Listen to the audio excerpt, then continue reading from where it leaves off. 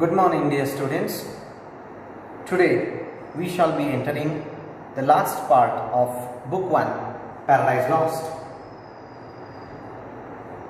Till the last class, we have seen how Satan has been delivering powerful speeches in order to motivate the other fallen angels to take revenge against God, and how after the call of Satan, they all start gathering in the hell by the shore of that burning lake, and how they all assemble on the command of Satan, their leader.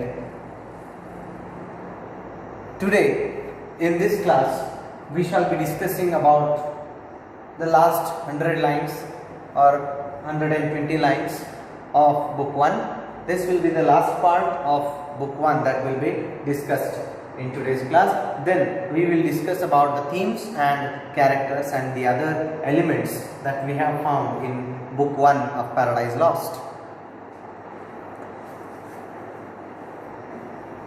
So this part is all about the final action that all the evil angels take in order to start with the story of their revenge against God. They start building a temple, and how they prepare themselves to build this huge temple in the hell that is called as Pandemonium. How they dig out various minerals, metals and ores from the earth. Earth in the sense they dig them out from the ground of the hell, and how all of them work together in order to create this wonderful temple for the evil angels themselves, that is called Pandemonium, and this is built under the leadership of the architect named Mulciber, and finally they all go and enter this temple Pandemonium. This is all we are going to discuss in today's lecture, taking references from the text directly. So line number 679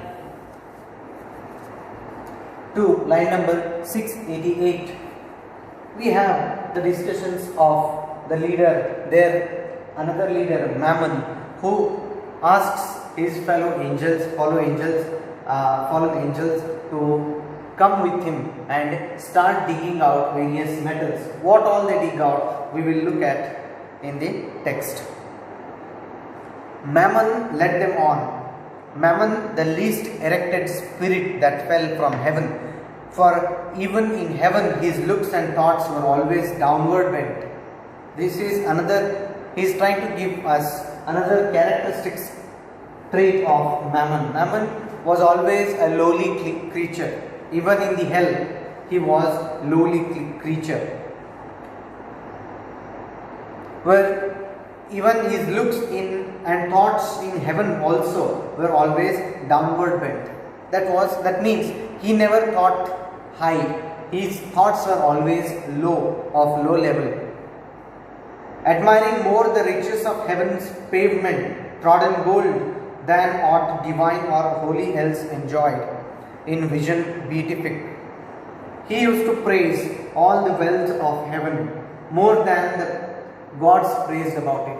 That shows that he had lust for all this wealth that was found in heaven. That's the reason why it is Mammon who leads all of them to start digging the earth for various metals.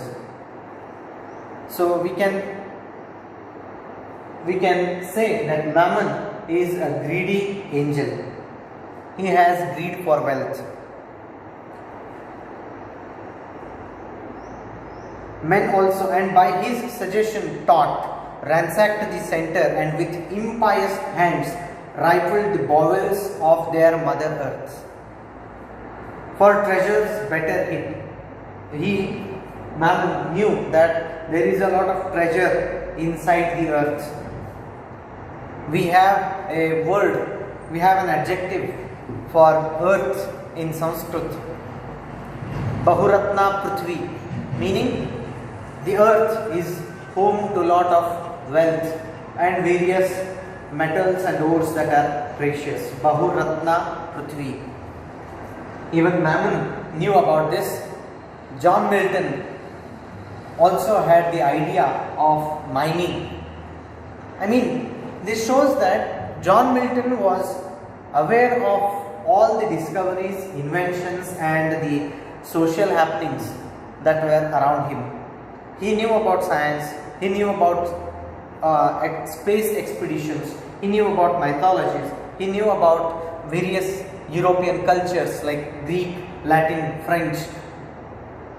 He knew a lot of geography. So this is how we can really think of John Milton not just as a poet but as a real scholar. His knowledge is in depth in many subjects. That's why we appreciate this epic writer John Milton. So Mammon asks his fellows to start digging out the earth. Soon had his crew opened into the hill a spacious wound and digged out ribs of gold. They all started digging. Digging for what? They knew that with the metals and minerals they get from the earth, they can build huge temple for themselves. It is like a raw material required for construction. So they all start digging out. They found gold hidden within. Let none admire that riches grow in hell. That soil may best deserve the precious vein. And here let those who boast in mortal things and wondering tell of Babel and the works of Memphian kings. Learn how their greatest monuments of fame and strength and art are easily outdone by spirits reprobate. Meaning, now they are surprised. Mammon and other angels are surprised to find out gold even in hell. They thought that it is found only in heaven, but when they find out that gold is available in hell, they feel proud of having discovered that even in such a horrible place. And they feel as if they are great kings. Further, so all this description goes on till line number 690 roughly. And then from line number 90, we have how various stones, metals and ores are dug out by the angels.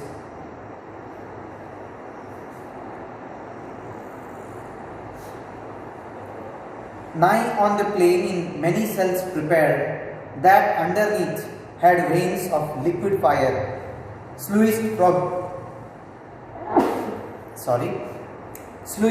lake a second multitude with wondrous art founded the massy ore, severing each kind and scummed the bullion dross.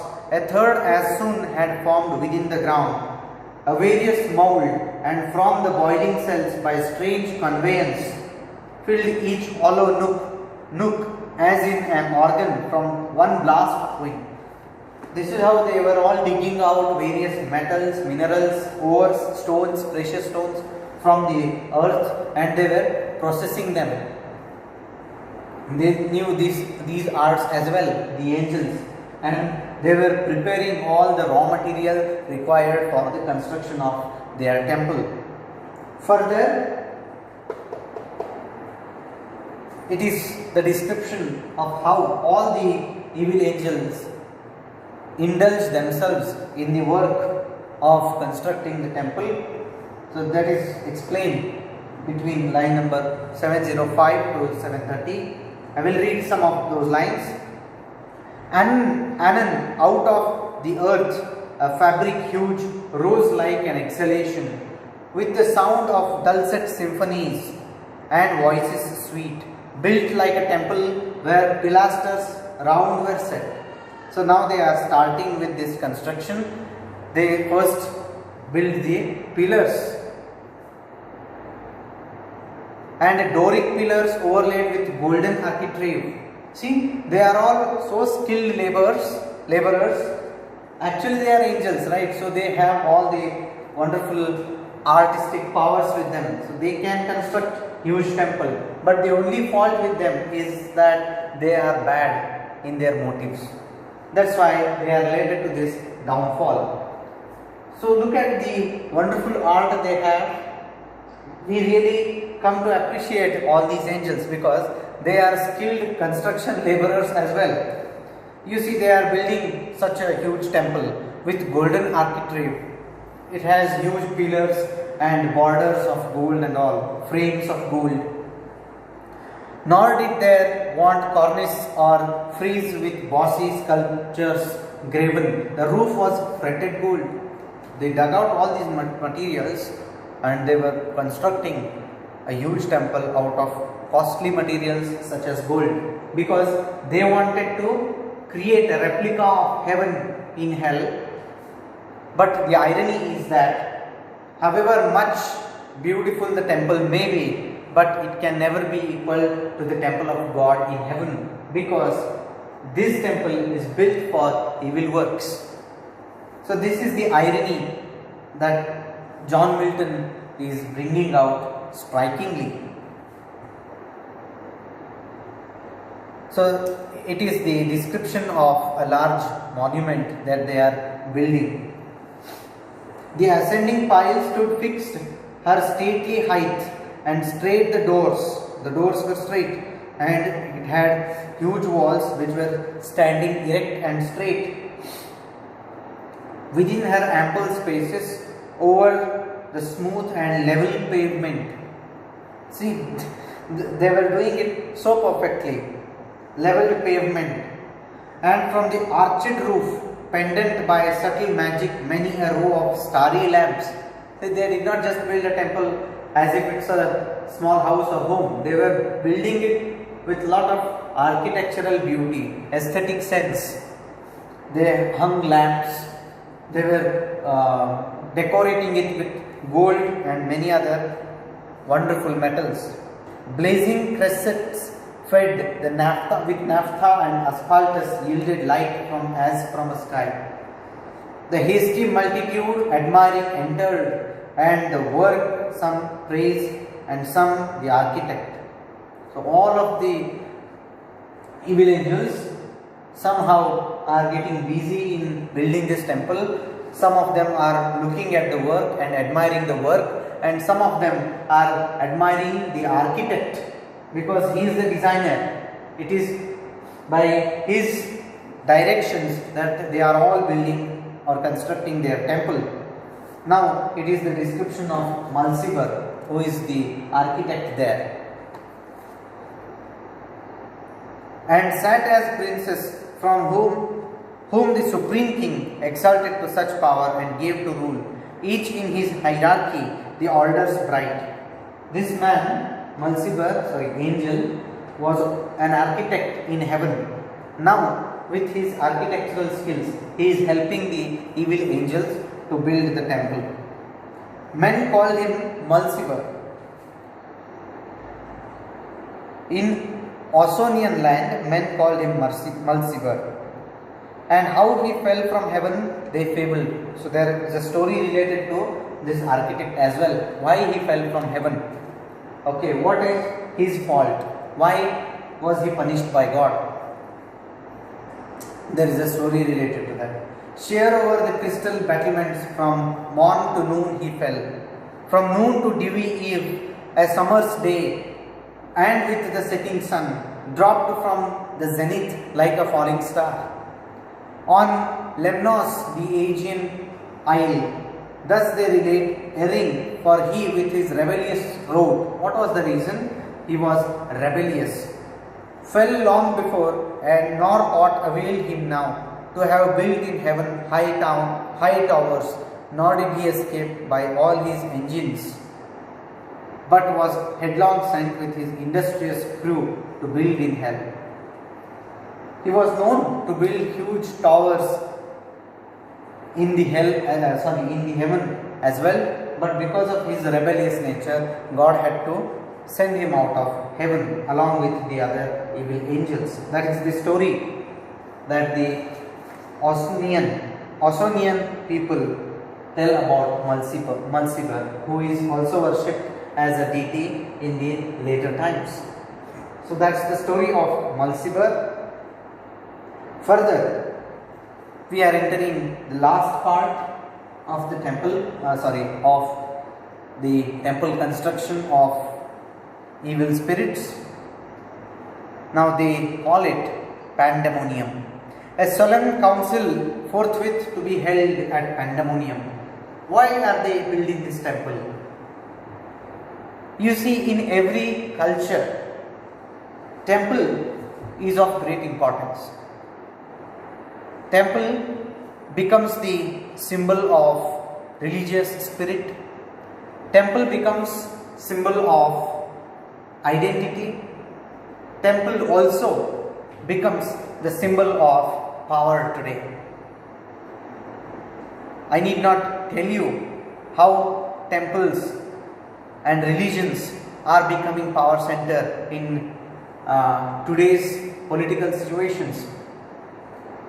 Exactly, this is how John Milton has made a satire of the temple, the idea of temple.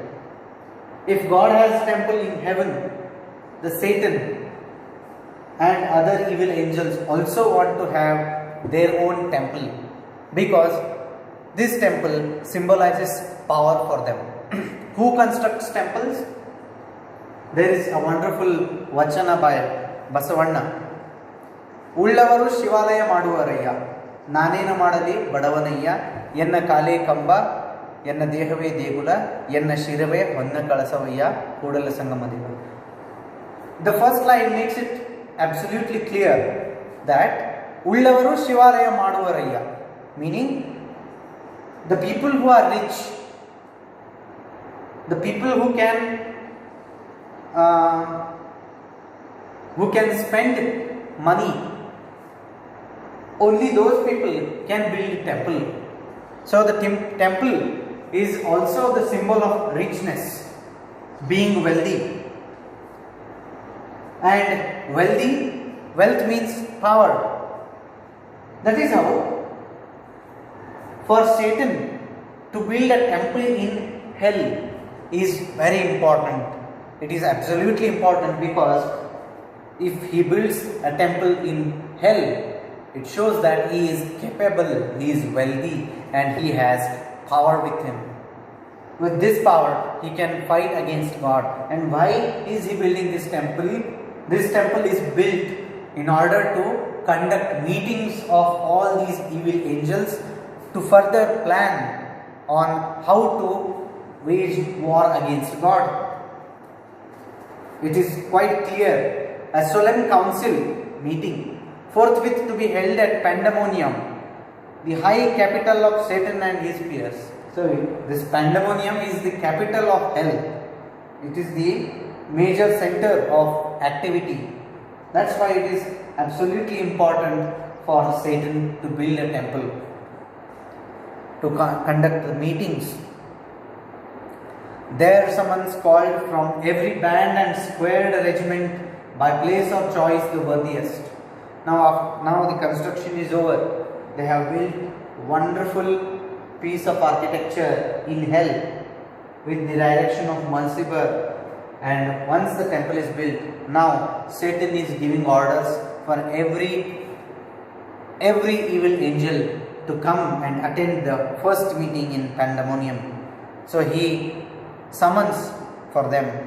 Their summons called from every band and squared regiment, by place or choice the worthiest.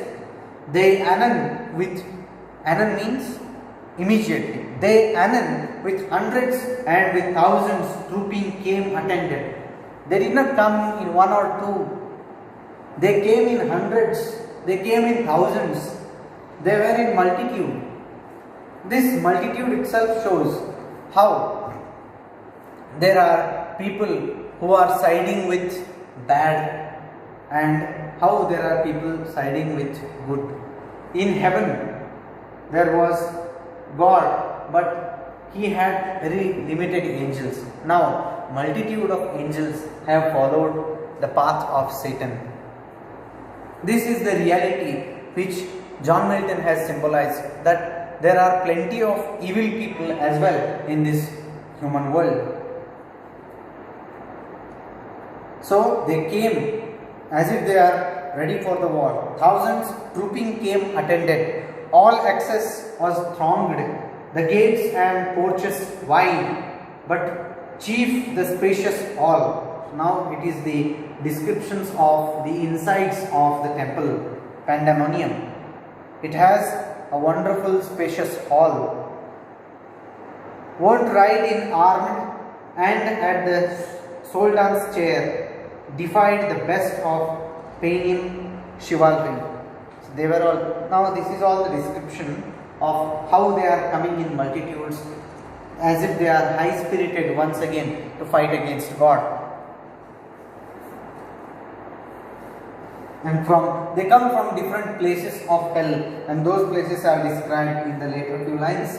I will not read them all, you can read them for yourself, it is easy to understand. Further, this is the last part, I am reading some of those lines. At once with joy and fears, his heart rebounds.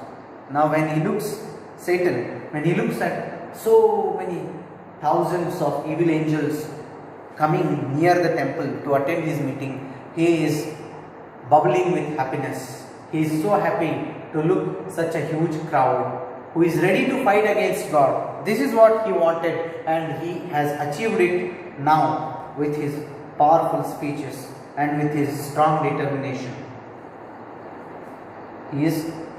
His heart rebounds, he is extremely happy. Thus incorporeal spirits to smallest forms reduced their shapes immense, and were at large, though without number, still amidst the hall of that infernal court. That is how he uses different words for Pandemonium. It is infernal court. And how these evil angels are coming? Since they are multitudes in number, and since they have magical powers of reducing their size, there are so many, you can imagine all of them entering into the temple at the same time. There are so many thousands in the number, and the temple cannot accommodate them. So what they have to do is they have to reduce their size and enter the temple.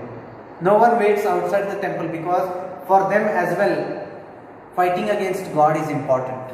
So they reduce their size with their magical powers and enter the temple, all of them together. So they all create this Pandemonium, a place of chaos. So this is why the word Pandemonium, of course it is the invention of John Milton.